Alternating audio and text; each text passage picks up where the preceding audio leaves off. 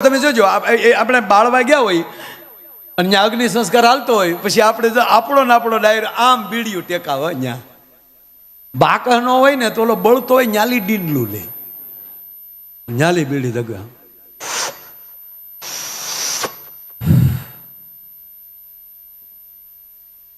રામ રામ રામ રામ ભગવાનની લીલા તો જો મળો દેવો કડબના ફૂડા ઘોડે બળે લ્યો કાલ તગારામાં વેશી આટા મારે એમ આટા મારતો હતો અને આ ઘડીકમાં હતો નહોતો ભૂહાઈ ગયો. ભગવાન કરે એવું કોઈ ન કરે ભાઈ, ભગવાનની મરજી હોય તો જ આ થાય. તા બાજુવાળો શું કે માણા હારો હતો કે તારા બાપનું કપાળ હારો હતો, ફાળો લખાવતો પછી દેતો ક્યાંય કોહ્યું મારી મારીને પાછી તકતી ઉખેડાના દાખલા છે. ઓલો બીજો કે અરે કાલ તો મારી વાડી આવ્યો તો, ઓલો કે હવે આવે જ કે છે ને, હવે આવે તું વાડ્યું ઠેકે ન જા.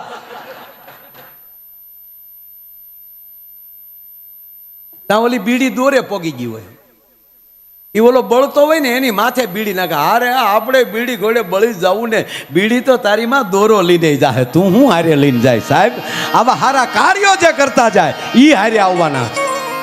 એ આપણે એટલી બધી વાત કરી નાખી, પણ બહેનો નો એવી વાત કરો. બહેનો પછી એમ કહે ને થોડો ઘણો બળી ગયો પછી એમ કહે કે જાઓ બૈરાવને કયો ના આવે.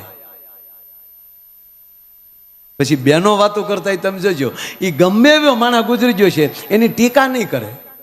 એ બેઠા બેઠા કે કેવા હારા કા બેન, હા હો બેન, એની જેવી માણહાઈ નહીં હો ગામમાં.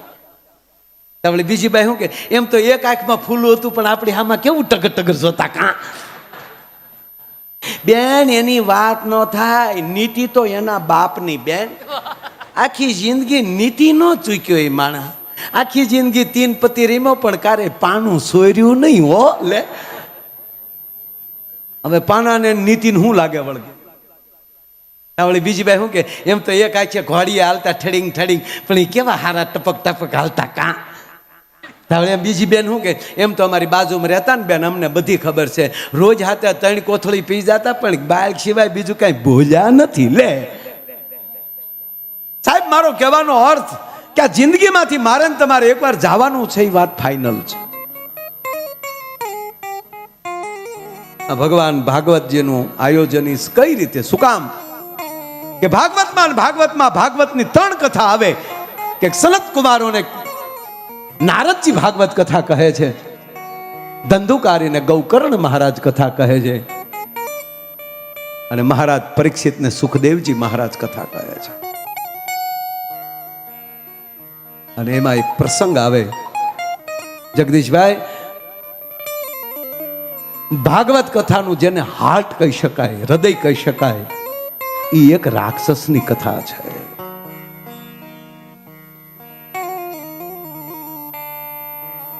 એક શબ્દ બોલવામાં સાંભળી લેજો, જિંદગીમાં બધું ગમે એમ કરજો પણ તમારી વાણીમાં વિવેક ન વયો જાય, એ ધ્યાન રાખજો.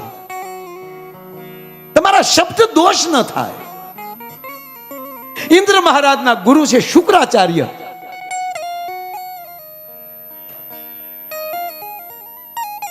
બે મિનિટની અમારે તમને વાત કેવી છે. ઇન્દ્ર મહારાજના ગુરુ છે શુક્રાચાર્ય અને બૃહસ્પતિજી.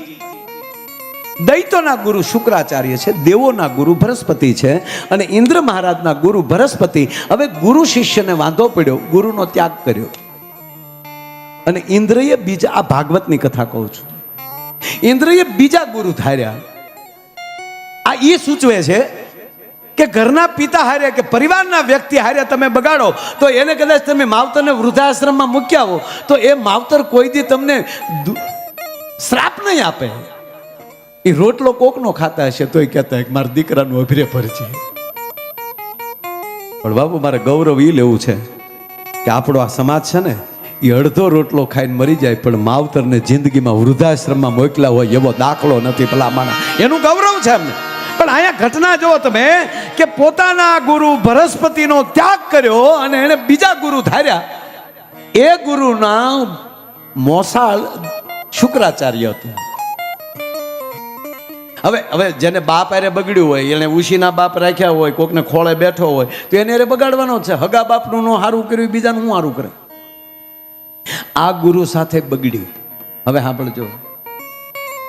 અને એ ગુરુએ પ્રતિજ્ઞા લીધી હીરાભાઈ કે હવે હું એવો યજ્ઞ કરું અને એ યજ્ઞની અંદરથી એક એવો રાક્ષસ ઉત્પન્ન કરું કે એ રાક્ષસથી ઇન્દ્રનું મૃત્યુ થાય. યજ્ઞ કર્યો, પણ ઉચ્ચારમાં ભૂલ પડી ગઈ. ઇન્દ્ર નું થાય એને બદલે ઇન્દ્ર થી થાય. વત્રાસુર. અને વત્રાસુર ઉત્પન્ન થયો, પણ યજ્ઞથી પ્રગટ થયો. ઋષિ મુનિઓના યજ્ઞથી, એના એ દૈત ગુરુથી જ્યારે એમ કહેવાય કે દૈત ઉત્પન્ન થયો, પણ પરિસ્થિતિ એવી થઈ કે આના માટે, આને મારવા માટેનું કોઈ શાસ્ત્ર નહીં. હવે મારવો કેમ? અને તમારી જ બાજુમાં આદરી ભૃગુ ઋષિ, આ દેશના ઋષિઓએ, આ દેશના બ્રાહ્મણોએ આ દેશને સ્વચ્છ કરવા માટે, સંસ્કૃતિને સ્વચ્છ કરવા માટે ભગવાન વિષ્ણુ એમ કહે કે તમારા હાડ પિંજર આપી ગયો તો તમારા હાડ પિંજરમાંથી એવું શસ્ત્ર બને કે વત્રાસુરનો નાશ થાય. અને તેથી આ દેશના ભૃગુ ઋષિએ પોતાનો દેહ અર્પણ કર્યો. યુવાન હતા, વર્ષો સુધી ભગુડામાં એની ભૃગુ ઋષિ ગુફા છે, ત્યાં તપ કરું, પછી ત્યાંથી અહીંયા દરિયા કાંઠે આવે છે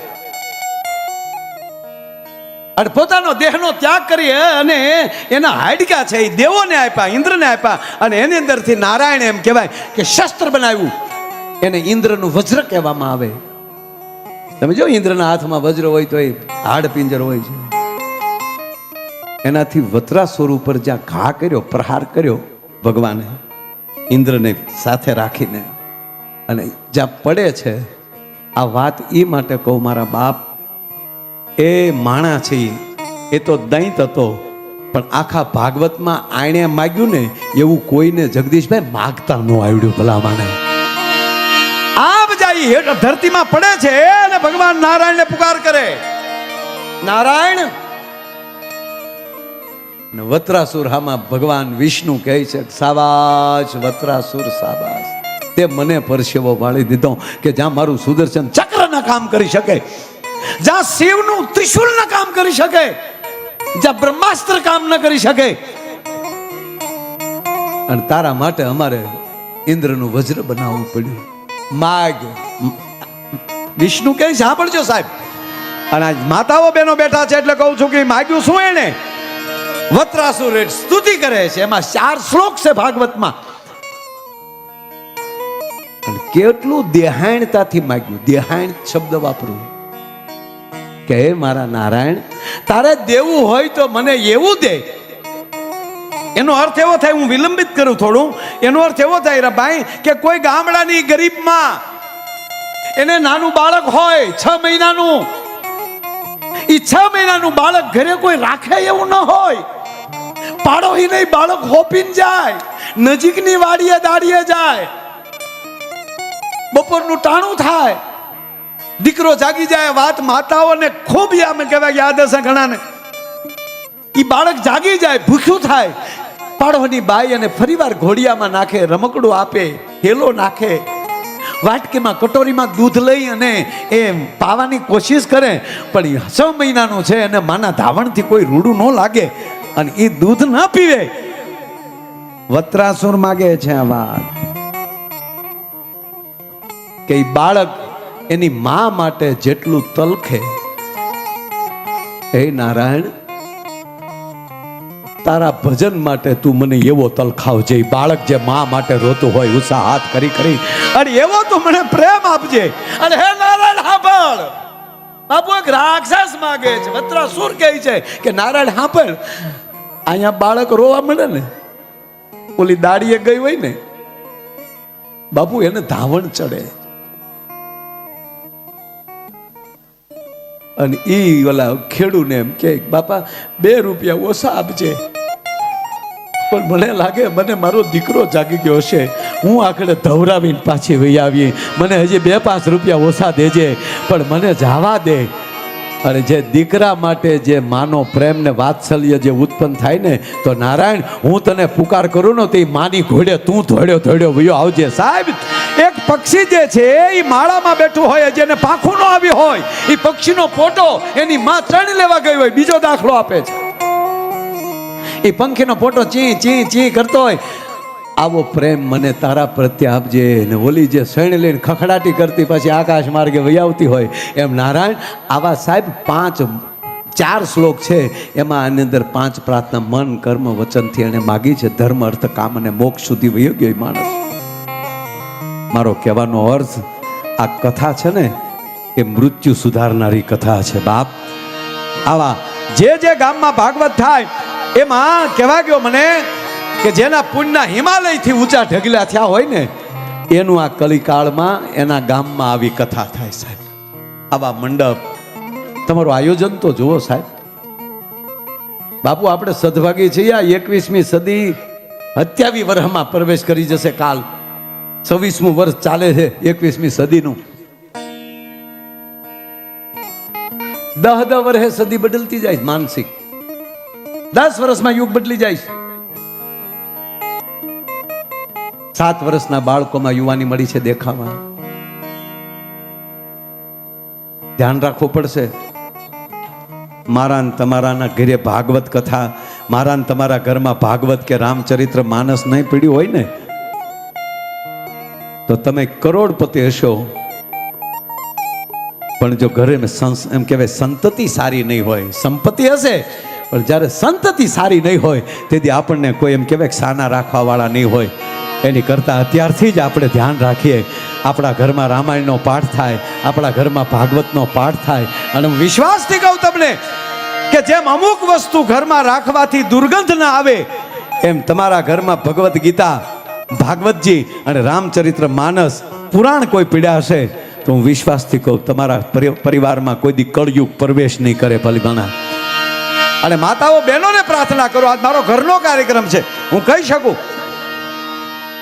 કે માતાઓ બહેનોને પ્રાર્થના કરું કે આજથી એવી પ્રતિજ્ઞા લે કે તમારા દીકરીને શ્રીમત કરીને ઘરે તેડી આવો, અથવા તો તમારા દીકરાના વહુ હોય એને જ્યારથી સારા દિવસ દેખાય, આ બધી માતાઓને પગે લાગીને કહું કે આ કરવું પડશે.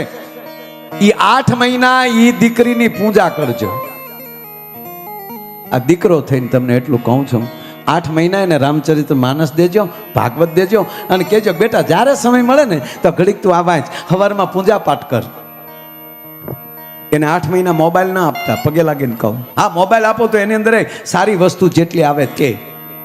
અને ત્રીજી એક છેલ્લી વાત કે રોજ સવારમાં એ દીકરીને આપણા ઘરના મંદિરિયામાં બેહાડીને, ભલે આપણી કુળદેવીનો જ ફોટો હોય, ભલે દ્વારકાધીશનો જ ફોટો હોય, ભલે મહાદેવનો જ ફોટો હોય, ભલે રામચંદ્ર ભગવાનનો ફોટો હોય, ત્યાં દીવો કરી અને તમારી કુળદેવી પાસે પ્રાર્થના કરજો કે હે ભગવતી, હે ઈષ્ટદેવ, અમારી ઘરે એક નવી ચેતના ઉતરી રહી છે, એ અમારી ઘરે પવિત્ર ચેતનાને મોકલજે. જગદીશભાઈ, મહિનો મૌન હોઉં છું, જરાય અતિશય નથી કહેતો, પણ રાત્રિનો એકલો બેઠો હોઉં ત્યારે કે ભાસ થાય કે અનેક દિવ્ય ચેતનાઓ આકાશમાં ફરે છે, એને ફરીવાર પાછું ઉતરવું છે. એ માને ગોતે છે કે મારે કોને માં કરવી ભલા માણા. તો એ દિવ્ય ચેતનાની પ્રાર્થના કરીને એટલું કહેજો કે હે દિવ્ય ચેતના, અમારા ઘરમાં અવતરણ કર, જેથી કરીને સંતાન મારા ભારત વર્ષનું કલ્યાણ કરે. ભગવાન ના જન્મે તમારા બાળકને તમારે ભગવાન બનાવવું પડે. તમારે તમારા દીકરામાં કૃષ્ણ જોવાનો છે, તમારે તમારા દીકરાના રામ જોવો છે, તો પેલા તમે જશોદાઓ બની જાઓ, કૌશલ્યાઓ બની જાઓ. બાપુ ગર્ભ સંસ્કાર બહુ મોટું કામ કરે છે.